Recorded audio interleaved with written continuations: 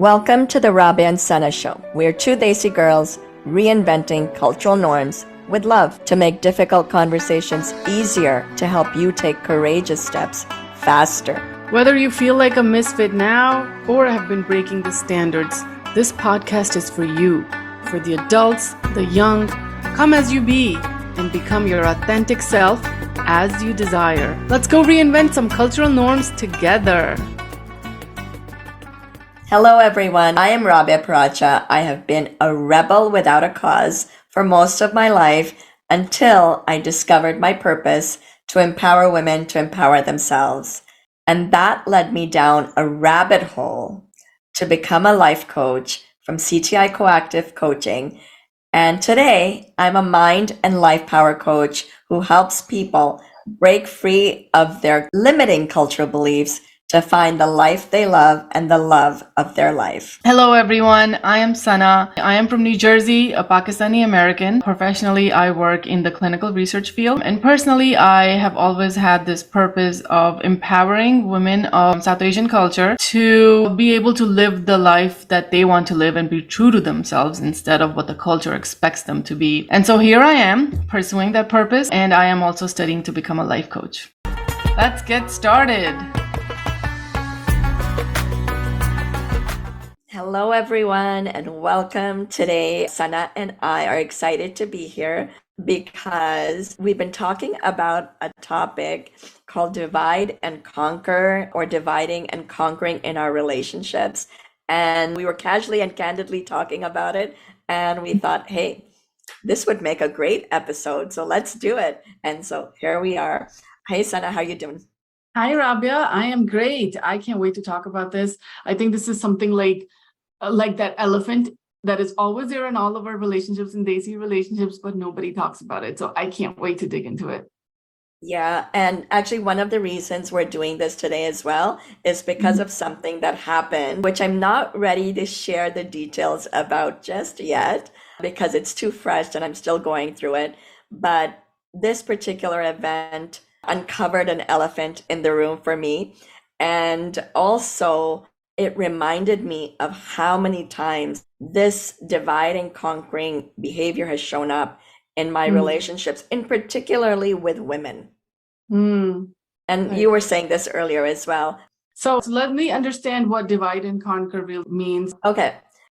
So divide and conquer in our relationships, or how it's shown up in my relationships, is that things happen. Like we do things to hurt each other. Whether we do it intentionally or unintentionally, we hurt each other. This is a given fact. Otherwise, this would be a perfect world that we live in.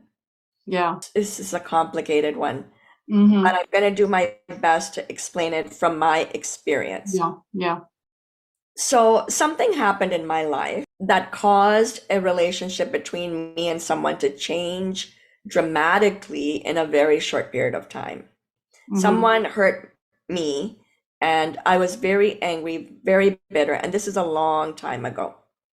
And what happened is that that person used something that I did to them after the fact that this had already happened, and used it against me to divide and conquer other people that I have relationships with. And then over the course of time, infiltrated and manipulated this particular piece of information to use it against me and divide the people, divide relationships. So initially it was them and me against her because of what she had done, but then eventually became she and them against me. She got them on her side, divided them from you, and then them against you. Yep. After this whole Yep. I can say I have seen it many times as well in my experience. And it's also like different things, right, that could be done within it to take that information, twist it, and then over time it kind of takes a whole different story of its own and becomes something else. But at the same time, I think the other aspect of it is when other people believe it, that brings us pain and hurt, because then other people are believing it and we're like, why didn't you come to me or ask my side of it. Or why didn't you know me better? Exactly. That Why too. didn't you know me better? It's not that ask me my side, but Yeah. we know people over the course of time, right? I think we should be able to say, no, that's not like her. Yeah. I know her and I've known her for years, and that has never been Yeah. who she is. Yeah. And so how do people even believe that, even actually even knowing a person? So let's go into it. Why do you think, first of all, people do this? Why? And I'll list them and then we can break them down. Okay. So, insecurity, Mm-hmm. personal insecurities, fear, Mm-hmm. fear of having to be accountable and responsible, Mm-hmm. fear of losing control, Mm-hmm. and I think not being honest and transparent with Yeah. themselves, owning up and taking responsibility for hurting another. And I'll just say, in my case, an apology was given, and we've got to do an episode on this.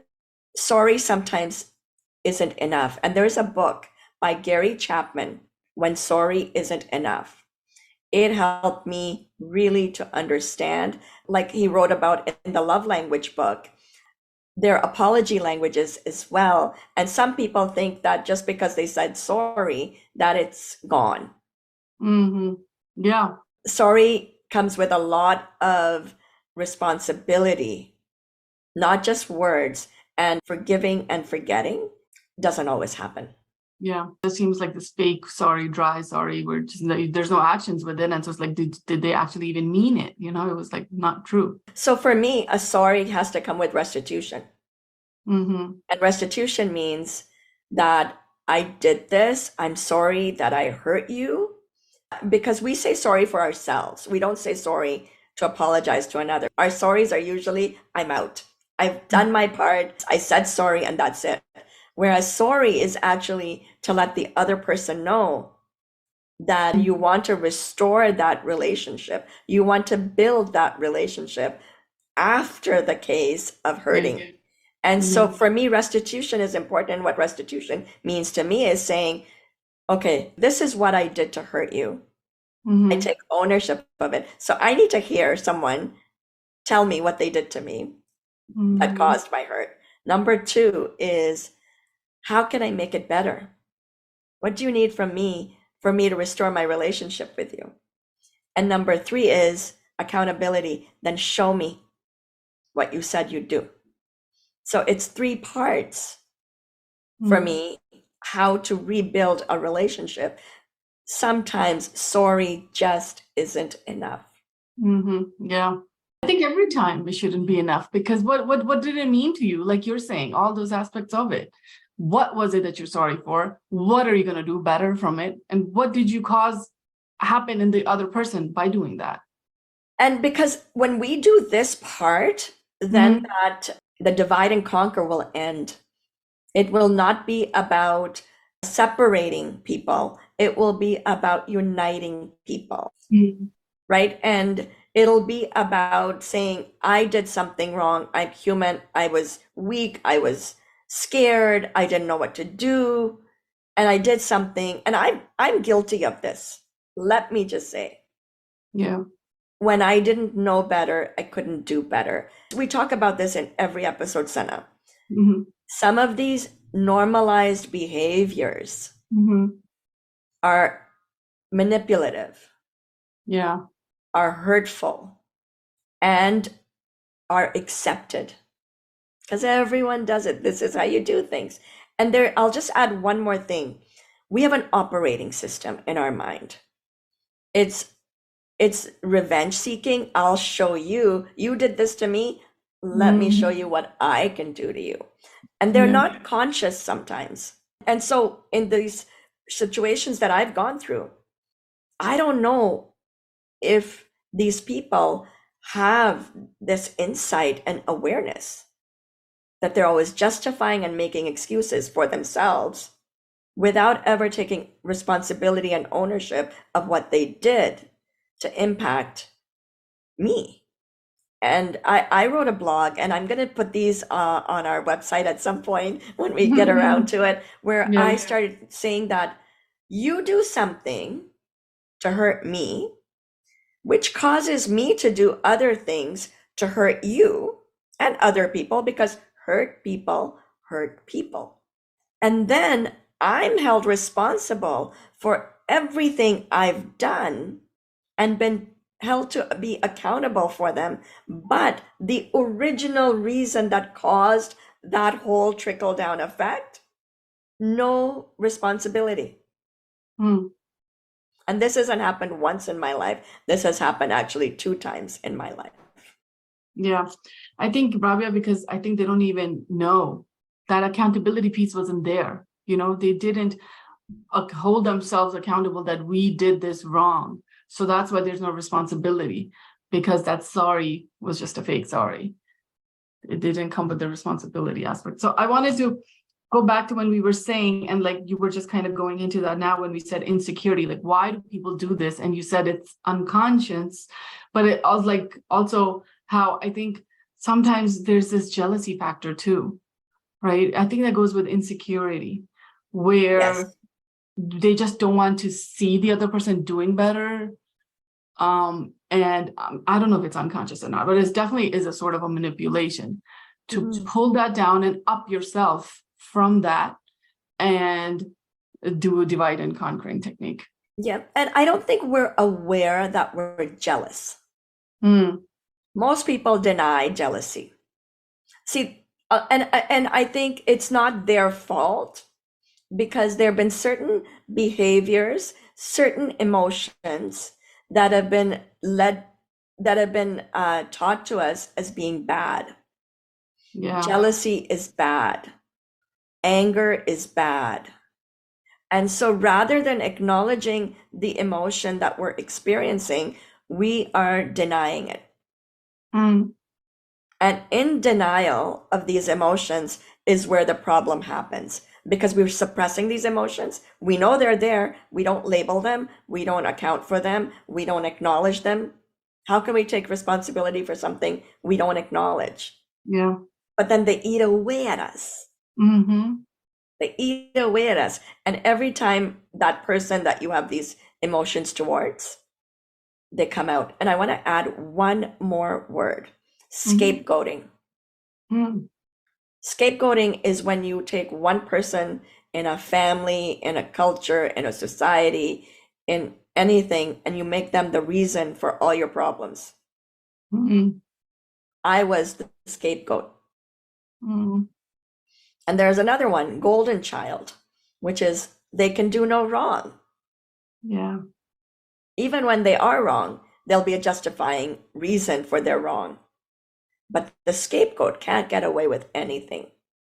And we Yeah. should have an expert on talking about the golden child and scapegoating and some of these behaviors that often occur through narcissistic people. I think we really need to go into this, and we will. It would be really nice to hear from somebody else, because I've seen this almost in every family. There's one scapegoat and there's one golden child, and there's such a difference between the two. I was going to say about the jealousy aspect of it, that I can certainly say that I myself am guilty of that, because I have noticed myself unconsciously, and I guess out of my control, like it's unintentional, something that I can't control, being jealous of something. But as I have worked my way and understand that, I think it came down to me. Like, why was it causing me to be jealous of this from somebody else? It's because it had an issue inside of me. Like there was deep things that I needed to address in myself to make myself feel better. Then other external factors did not really bother me on that anymore.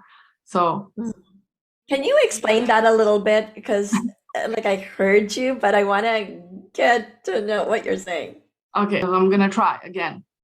So because I wasn't comfortable in my own self with some things, like I wasn't able to know my own worth and be happy in my own personal life and make the changes that I needed to make to be happy like that. When I saw other people having that happiness, I felt that jealousy, you know?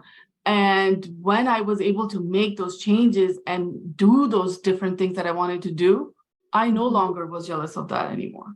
So it wasn't something that they were doing what they needed to do different. It was something I needed to do different and understand my own problems. Right. And this is so important that you bring this up. Introspection, right?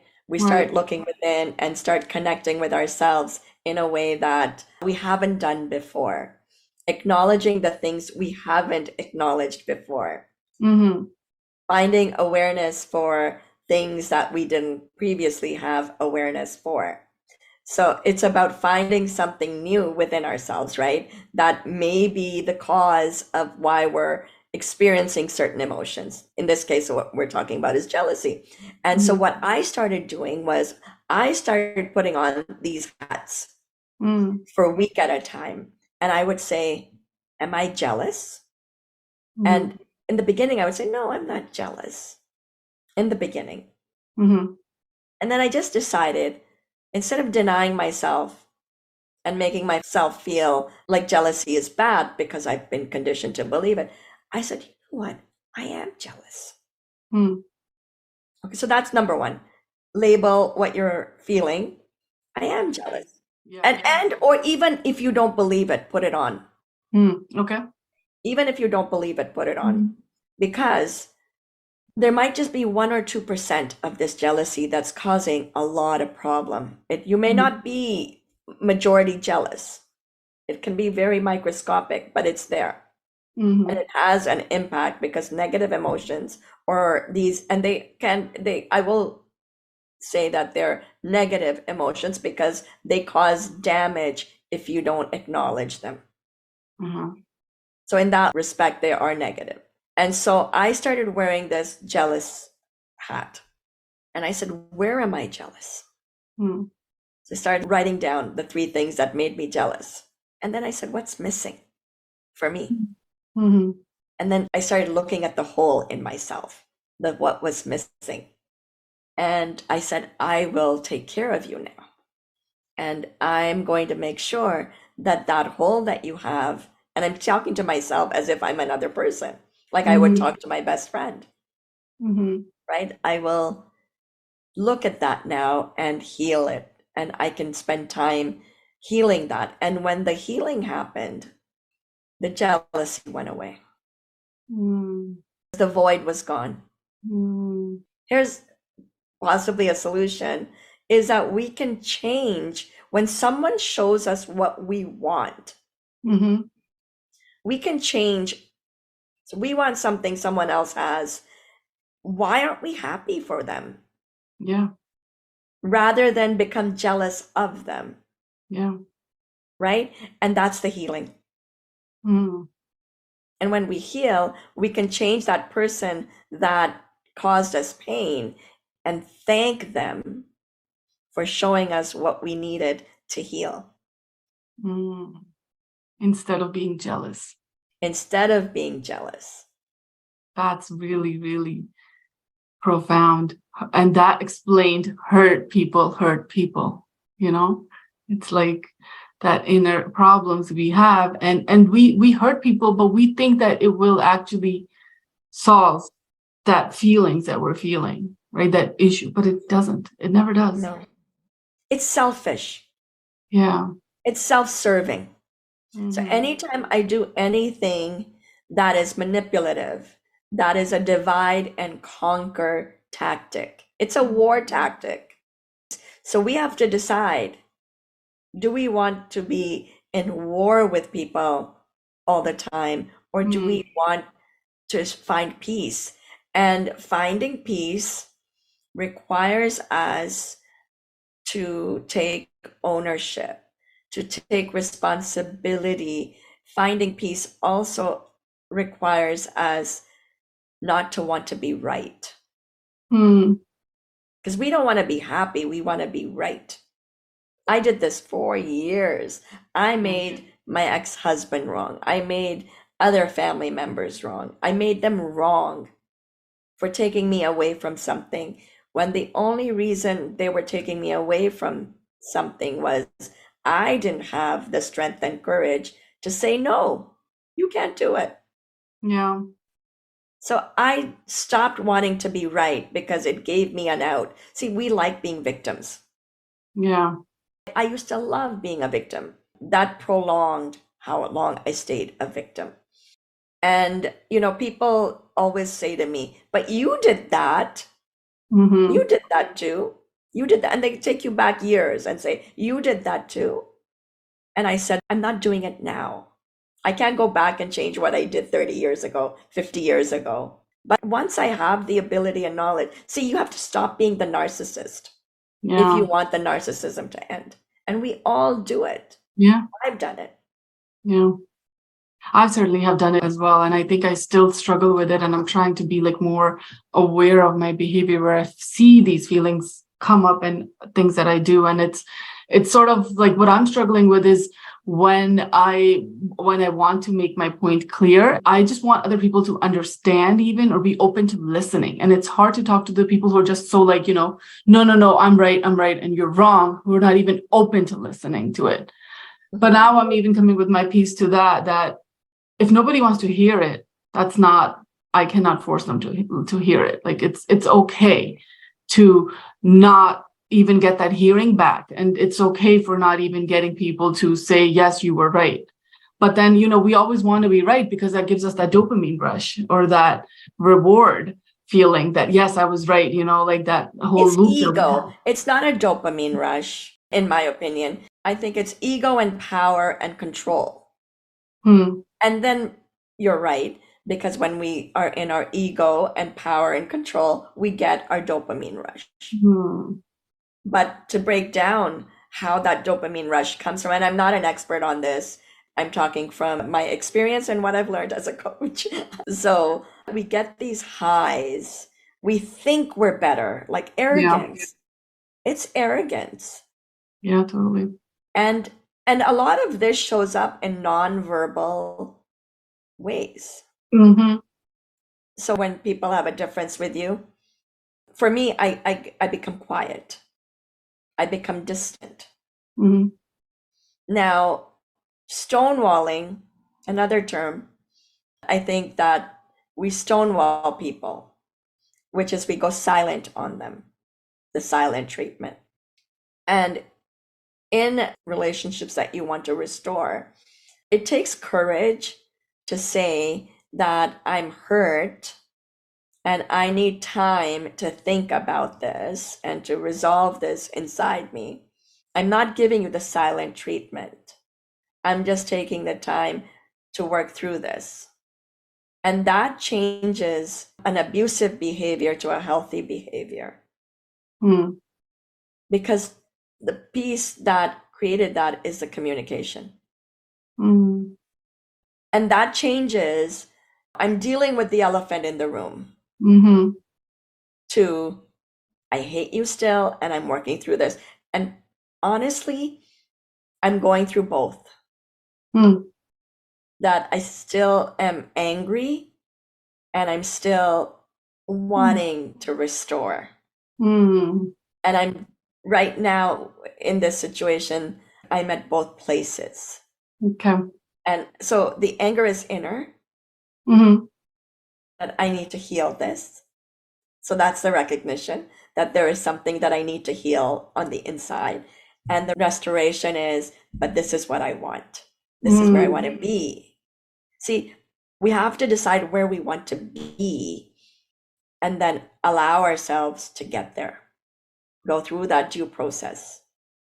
Effort, time, courage, willingness to get there. Yeah. Well, I can't wait to hear, Rabia, when you are ready to talk about it and what you have learned from it, because I'd certainly like to learn that too. Let's talk about how the outside things that are happening outside of somebody are putting an impact on this when somebody is already experiencing these feelings of, jealousy or insecurity, and we see somebody else doing something else. Then we have, the family pressure, we have the society pressure, we have the cultural pressure. You need to do this. What will other people say? What will they think about me? I need to do this to this person to make them think that I am okay or better or whatever that they're facing. There's so much outside things that impact this too, in my opinion. Definitely. Conditioning. Even though it's external, it's actually internal as well. We've bought into that. Meaning that's one part. Like there's so many layers of all these conversations that we have, right? Yeah. So many layers. It's not just one thing. So one thing is, yeah, we definitely have conditioning that has led us to believe that there are rights and wrongs, Mm-hmm. that we need to please other people. It's a part of our culture, this collectivism. We can't make our parents feel wrong. We don't do things and keep things inside because of what our parents will say or think or feel. We just think it's okay, let me die inside. And ultimately, that's what's happening. We dim our own light to let others shine. Mm. So that's one. Number two is owning your own identity, taking control of who you are. And that doesn't define you, not to be so hard on ourselves, not judge ourselves for feeling a certain way or thinking a certain way. The hardest things I've had to do is say, I hate that person. And does it mean that all of me hates all of them? No. Mm. It means that you start compartmentalizing what you're feeling. When we start labeling, we can compartmentalize the emotion to the experience, not to the emotion to the person. Mm. Because we start labeling the people as bad when Yeah. something bad happens. Good people do bad things. People that love you hurt you, but that doesn't mean that the love is not there anymore. Mm. They make us angry, for sure. But like I said, I'm going to say this repeatedly. This is what I've learned. And I think this is across the board in so many different perspectives and areas, is Mm-hmm. that to go from not labeling people as bad, but labeling the event and the behavior that's bad, Yeah. separating identity from behavior. It's a part of them, not all of them. It's a part of me, forget everyone else. It's a part of me, not all of me. I become hard on myself. Yeah. So that divide and conquer, to bring it back to what we're talking about, that divide and conquer is also happening on the inside based on our cultural conditioning, our religion conditioning, our societal conditioning, our family conditioning. Mm-hmm. There are lots of different layers of conditioning as well. Yeah. Those deep-rooted conditioning that's in, and we don't even know that it's there. And that's why it's hard when these feelings come up, you don't know what it is because you can't even identify a lot of the times that these were these deep conditioned beliefs. That's really cool. And I was thinking that, so when we're emotional, like when we're angry, Mm-hmm. it's the mind back here, Mm-hmm. that limbic mind, Okay. that is causing us to feel this way. But when we start thinking logically, when we heal our emotion, when we get through that anger, sometimes it can take 24 hours. The court allowing ourselves the space and time to work through the pain, the anger, these very magnified emotions, we can think clearly and logically. So for me, going from anger to what I want is time. Hmm. Now, how much time depends on if I seek therapy and go to a therapist, find a coach and work with them, or do it on my own. So there are three significant ways that we can make change. Number one is time. Time heals everything. Yeah. But the danger of time is we also forget. Mm. Forgive and we forget sometimes means that we suppress. Mm-hmm. And then that person shows up and does something similar. We get the same anger, and it's rooted in that old opinion of them. The Mm-hmm. second way is to heal, to Mm-hmm. spend time on the healing, to Mm-hmm. find therapies. There are traditional therapies and there are non-traditional therapies. I have used both. I've used energy healing and I've used therapists. I've used coaches and I've done Reiki, Mm-hmm. right? In fact, I do Reiki. And for as a part of this journey of mine, discovered that we can also give healing to other people. So we can change and transform, and the key is to find healing. If we don't heal that part of us that Mm-hmm. is broken and wounded and the victim, Yeah. how can we ever mend relationships? How can we ever bring families together, friendships together? It's hard and it takes a lot of courage because to own that you caused hurt. So for me, the most liberating times of my life were not when I received the forgiveness, but when I forgave myself for hurting other people. Mm. Yeah, that's pretty deep. So I was just thinking that we started out by talking about, how people are doing this and you're going through this. And now we're sort of understanding from that person's perspective who's doing this whole divide and conquering thing. And then I completely realized that I have unintentionally done this and I felt this and I have not known what it is, how to deal with it. And I've sort of, I guess, not liked myself for feeling like that. Because why am I I want to do good and be a good person. Why am I feeling like this towards somebody else, Yes.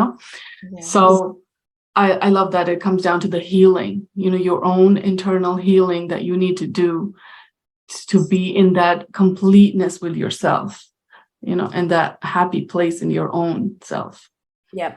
And I want to say that, so what I used to do is when this tactic would be used on me, the divide and conquer tactic, what I would do is I would create more distance.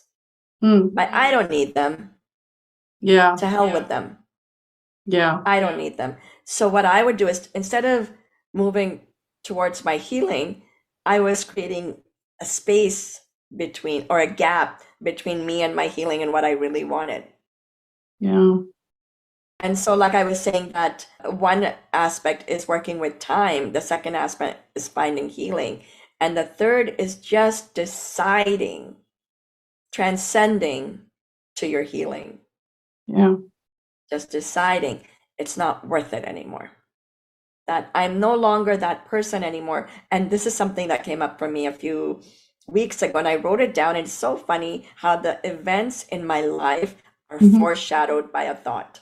And I shared this with you the other time. I think I wrote this that my thoughts foreshadow the events that are happening because I'm healed and the thoughts are coming from a healed place. People don't remember us. They don't see us for who we are right now. They see us for the person that we were years ago. Yeah. But they still have it in their present. Yeah. And so the people that I hurt, the version they see of me no longer exists. And this is another insight I had. The person that I was when I hurt you no longer exists.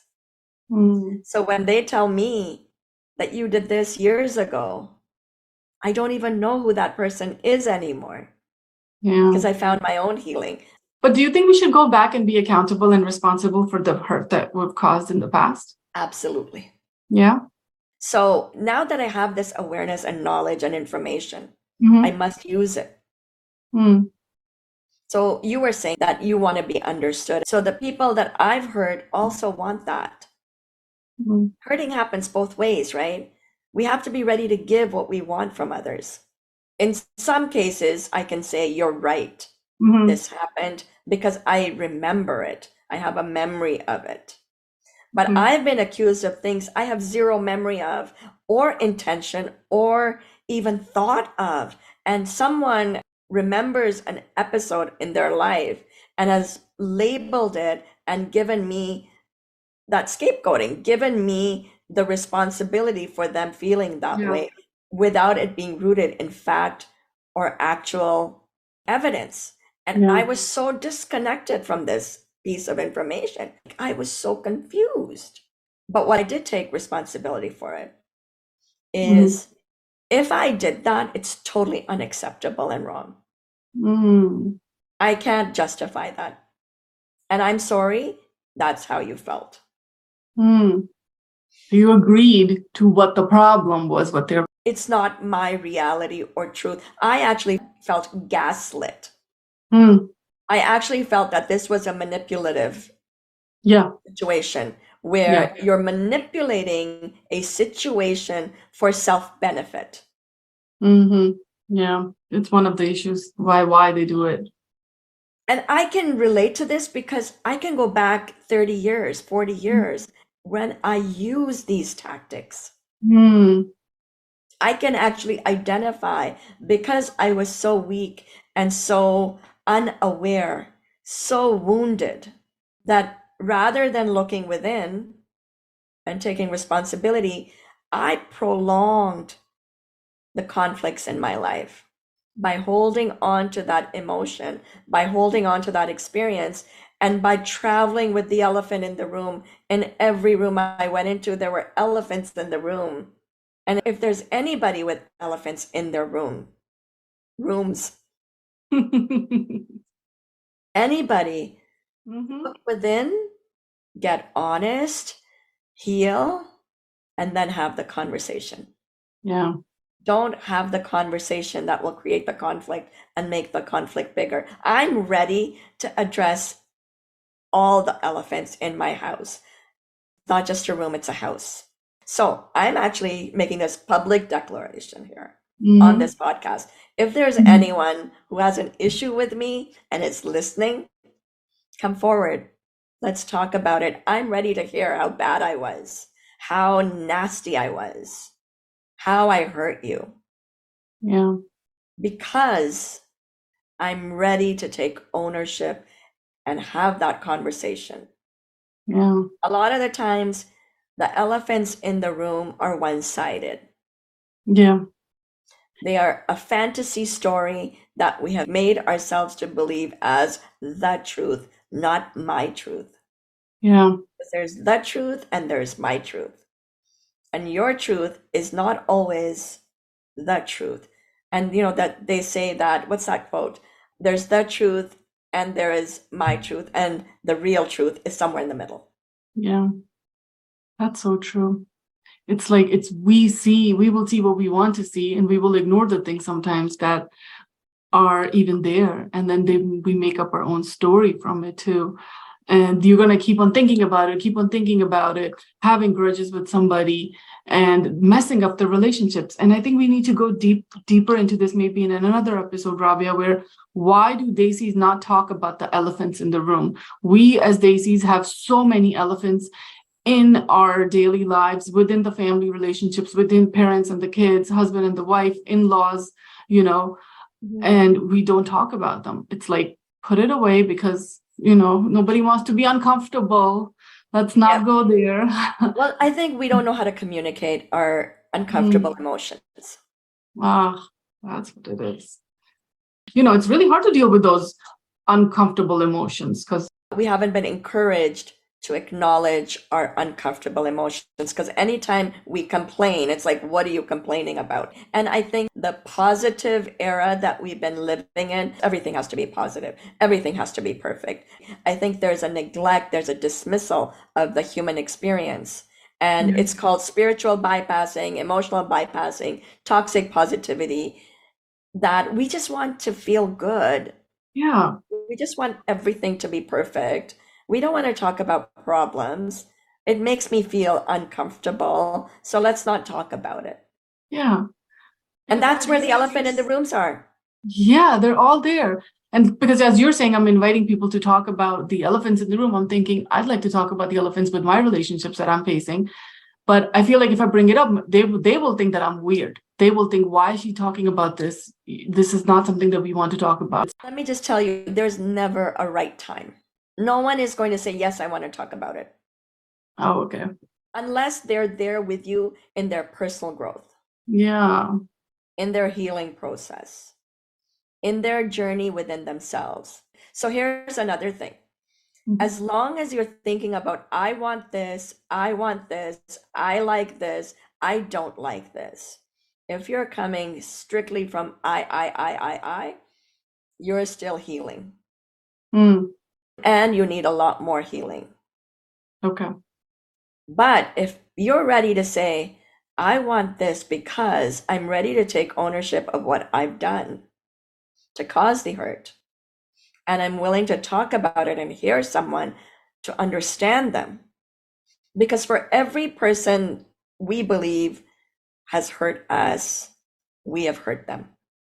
So that conversation, at least for me, my problems and the conversations I've had, they've always led to bigger problems because one person hashes it out, another person hashes it out. Everybody throws their dirty laundry on the table. Mhm. Now you've got a pile of laundry and you've got to Mhm. work through it. It's not easy, it's worth it, and it's also effortless when you really want something. So, when you want something, you want to salvage a relationship. One time, this is a personal story, it was a matter of respect. See, Mhm. our context to words are not the same. How you Mhm. feel respected and how I feel respected are not the same. So we can disrespect each other even when we think we are respecting each other. Mhm. Because how you feel respected and how I feel respected may be two different things. Mhm. Okay. So the definition of Mhm. respect is not our context to respect. So there's objective and Mhm. subjective is very personal. Objective is emotionless. So anything that we see in the dictionary is without an emotion, right? We can go read that Yeah. definition. That's an intellectual understanding. Mhm. But subjective is an emotional understanding. Mhm. Am I willing to work with you and hear you out for calling me wrong, for complaining about me, for Mhm. telling me I did something? So, in conflict resolution, hearing the other person is important.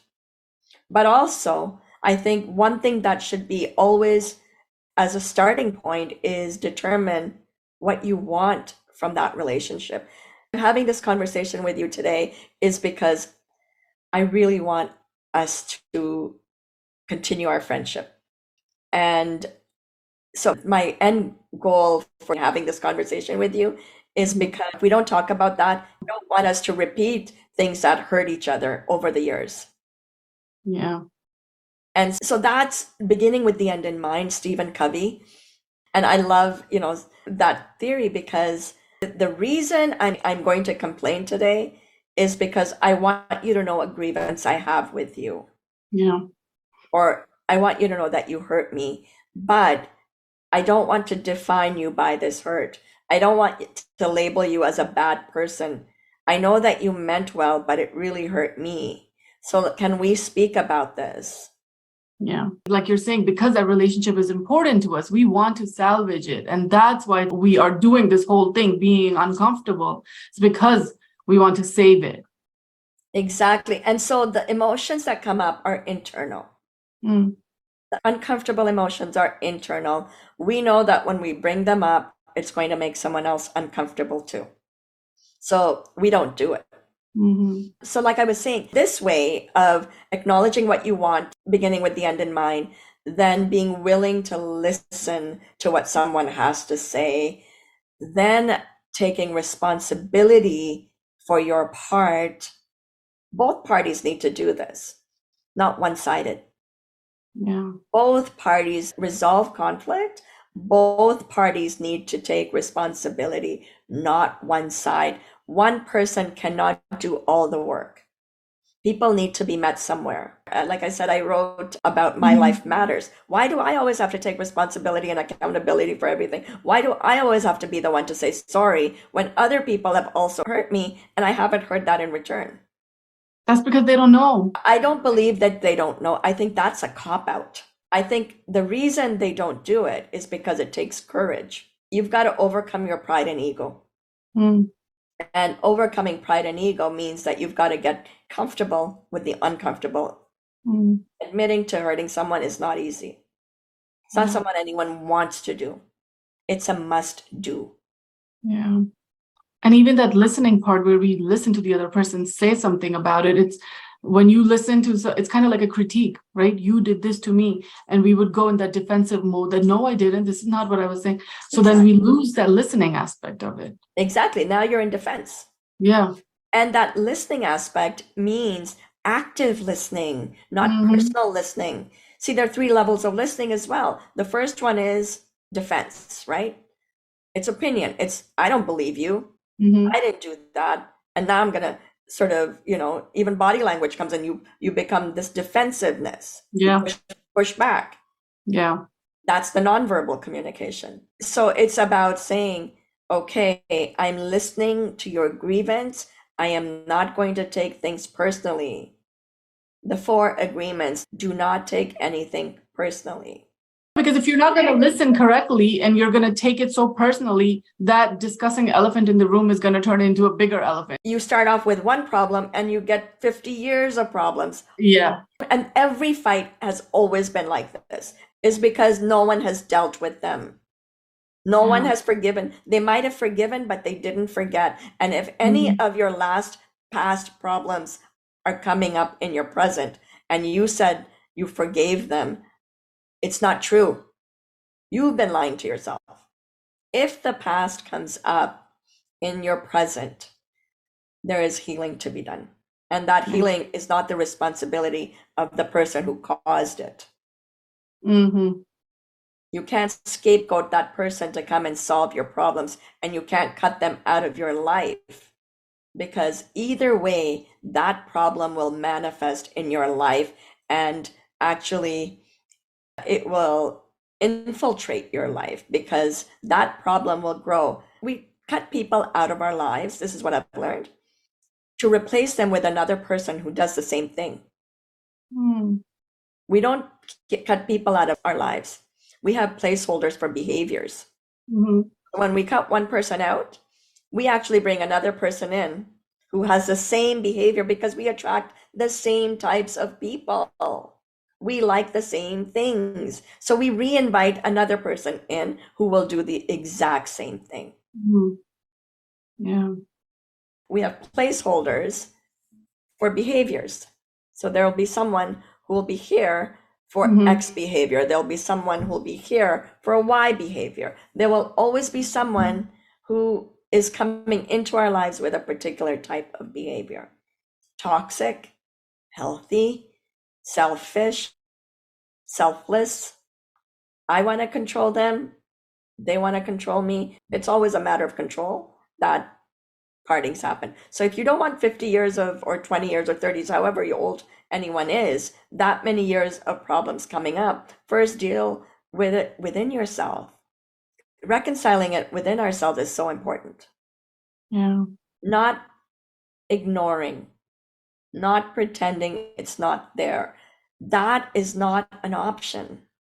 That is not an option. Can we go back to what you said about salvaging relationships? So what about the relationships that, for those type of people who we are there, we want to address the elephant in the room, but they don't, the ones that will never, ever get it, they will never want to do it. And also we don't care enough about that relationship to salvage it. It's not that important. Well, if you don't care about that relationship to salvage, then it's your inner work. Okay. You don't need to salvage every relationship. If that relationship isn't important to salvage, then you can let that relationship go.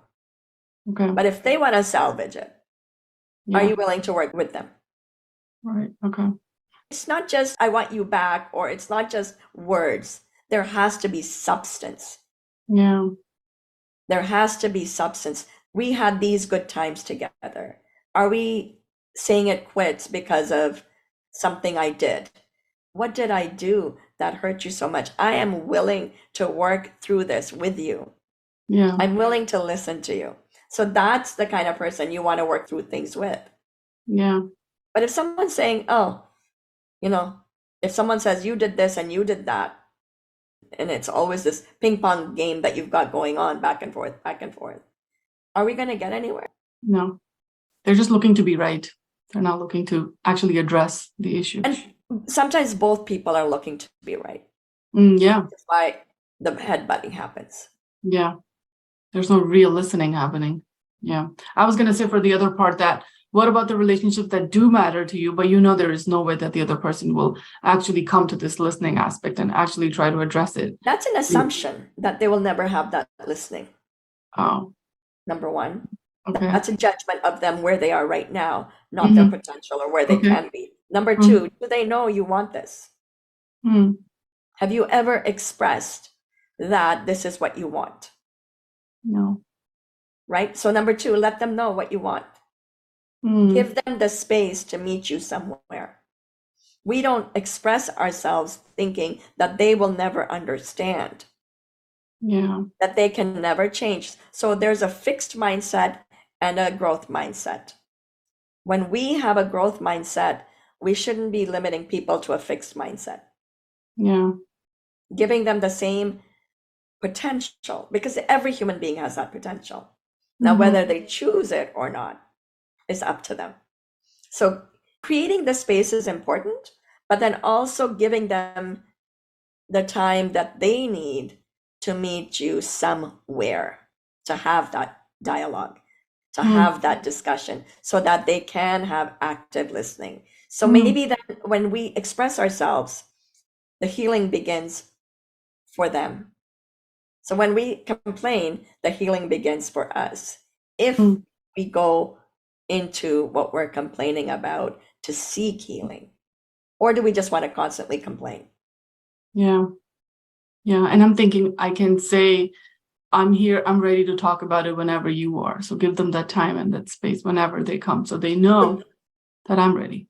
Right. And so one way to say is, like, these are all in an ideal world. It never plays out like this. It never plays out like therapists talk about. And Yeah. like, you need two people at the same place at the same time. It's hard to do that, Yeah. right? So you That's need to, yeah, because we're never at the same time at the same place.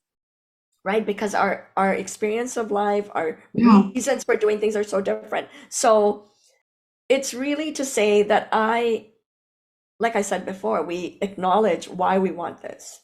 I really love you. I want you in my life. I want to work through this with you.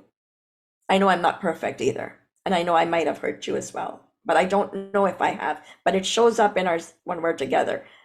I feel like there's something between us. So I'd like to talk about that whenever you're ready.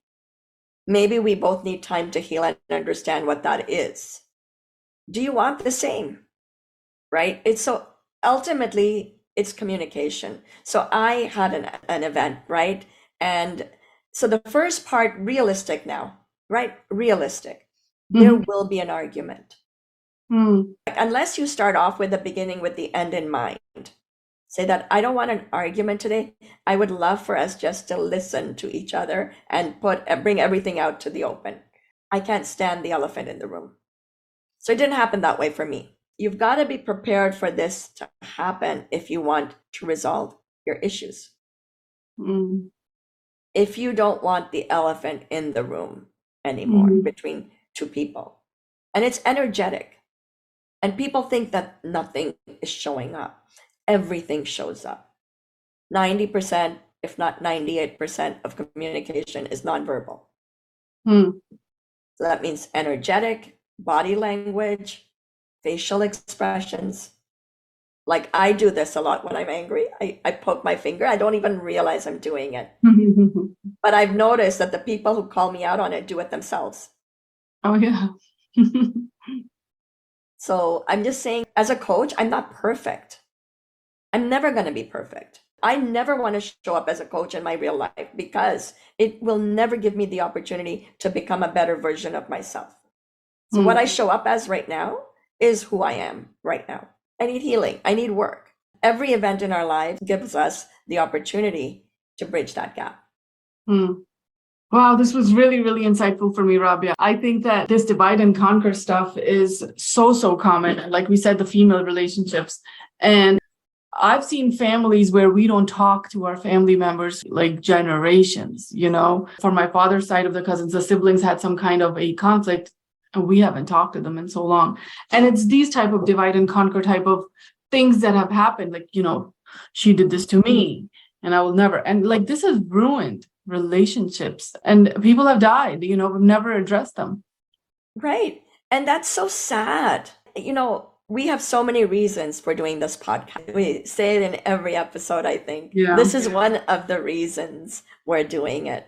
There's a saying that we hear a lot when people die: may they rest in peace. Yeah. I want to change that a little bit. May we live in peace. I love that.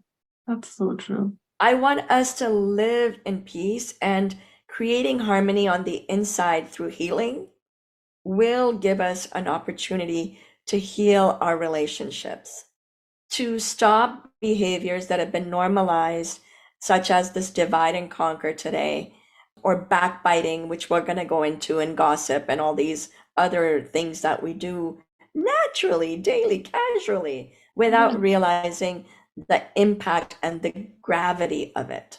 Yeah.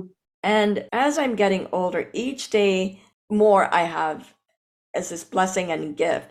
I want peace and harmony and love and forgiveness and overcoming as a part of my day-to-day existence. I don't want to defer my healing anymore. I don't want to defer the love anymore. Yeah. And without getting emotional, these things are really important to me. Okay, and we know how passionate you are about this then, right? Because so thank you for that. Thank you for that vulnerability. Yeah, we are doing these discussions, and that's so important because nobody is realizing that this is the elephants in the room that we're not talking about. And I'm so glad that we are sitting here talking about them. I'm compelled to share one more thing. Go ahead. It's just coming out of me. Yeah. And I shared this with you earlier as we were speaking. So when we have these situationships in our relationships that come up, especially when it has to do with something from the past, what happens is when people see you, they see you as that person they saw in the past that at the time of that hurt that was created or that was caused. Okay. And they don't see you changing over the years because every time you show up, their vision of you, listening of you, is from that pain. So over the course of time, if you don't heal that, sometimes if you wait too long to bring it up, the person that you're bringing it up with, the part of them that caused you the hurt died a long time ago. Yeah. And so the person that's feeling it, there can be such a big disconnect between what they're saying and where the person in front of them is. So we shed our past selves all the time. Yeah. We grow internally all the time, but people don't give us a chance to be that new person or to be the true person. Yeah. Sometimes when people aren't willing to work with you to heal, you have to heal without them. And in healing that without them changes you. And then if they bring up something years later, you're a changed person. And sometimes people do bring out the worst in us. Yeah.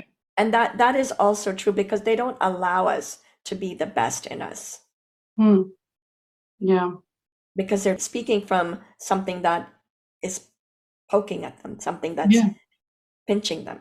It's those insecurities and all those issues again. Yeah. And layers, right? So there's a relationship that we have with ourselves. Whatever you feel on the inside is your responsibility to take care of. The relationship we have with each other. When we have those hurts caused by other people, if we don't want to deal it just within ourselves, we have to have communication to deal with it together and see if they're willing to work through it with you. Yeah. And that's a bitter pill to swallow because sometimes they'll say no. Yeah. I've had that many times happen. When I was ready, someone else wasn't ready and they said no. So I had to deal with it myself. And in fact, most of my relationships, I've had to deal with it myself because no one has ever been ready to meet me there, but I left the space there. Yeah. And so there are 2 more relationships that I would like to work through. Okay. So it's exciting because I'm ready for this. Yeah. But I don't know if they are. Yeah. I'd love to hear about it, how you did it. Because that's why when I was asking you, the ones who will never meet you there, you said you have to do it alone and, No, I didn't know that they wouldn't meet me there. I didn't want to wait for them to meet me. So I had to do it on my own. Yeah. I can wait and not work on it at all. That's an option. But that wasn't an option for me. Yeah. So I'm not deferring my healing. Okay. No one is responsible for my healing. Right. Okay, I get it. But then you have to do it on your own, which is a little bit different because we don't understand where they were coming from. We just got to work on our own, what we felt. We can't heal and make assumptions about other people. Our healing is personal. Yeah. This healing has nothing to do with someone else. You heal for yourself, Mm-hmm. not for your relationships. Mm-hmm. It's a very selfish process. And what I've learned is the gap between selfish and selflessness is healing. Mm-hmm. And that healing is also forgiveness, right? That healing allows us to shed the pain. And when you see the relationship in the form of love, Mm-hmm. the pain is no longer there. Mm-hmm. So you have to choose the ones that are worth it to do this for. I didn't do this for everyone. I was very selective about who I chose to heal with, the ones that I want in my life, Mm-hmm. the ones that add value to my life, the ones that I'm associated with and I cannot not have them in my life, because there are people like that as well. Yeah. So I don't like the term be the bigger person, Mm-hmm. because being the bigger person means that someone else is smaller than you. Number Mm-hmm. one. Number Yeah. two means that you have to compromise. I don't believe in compromise. I believe in healing and sacrificing. When you see the value of what you're doing, it's a Mm-hmm. sacrifice. You let go of one of your values that's Mm-hmm. important to you for another value that's more important to you. Mm-hmm. And that's what changes the conversation from I want this, I can't do that, I, to I want this because it adds value. I want this because it's important to me. Mm-hmm. So the healing allows me to go from I want this, I want this, I want this. Give it to yourself. Start looking at the wounds. Change that Swiss cheese to that mozzarella cheese. Start filling those holes, filling the voids, healing yourself. And that conversation that you have with someone else may just be that finishing polish that you need, but not the content that you need. I love that. That's really insightful. I also really liked what you said about the live in peace and not rest in peace. Because, in our culture, it's all about after you die, that don't worry about this is just a temporary, not worth going through all of that trouble for, all of that work. Because all of these things are, it's work. It's going to that uncomfortable place. Oh my God, we covered so much today, didn't we? Oh my God, we did. We were on a very broad area there. Well, I think it's a great conversation. So I'm so glad. So this brings us to the end of this episode. This was somewhat healing for me. Yeah, and for me too, every episode for me is a little bit of a healing and a little bit of learning and a little bit of improvement. So this one also was, and it's a little bit of what's going on in my life too, like I was saying. So I think it would be really helpful to go and try to use some of these strategies. And talking about the elephant in the room, let's get on that elephant, let's really get on him, break it down. So it's that time of the episode, Rabia. Yep. We're two desi girls. Reinventing cultural norms with love. Thank you for listening. We hope you enjoyed today's episode.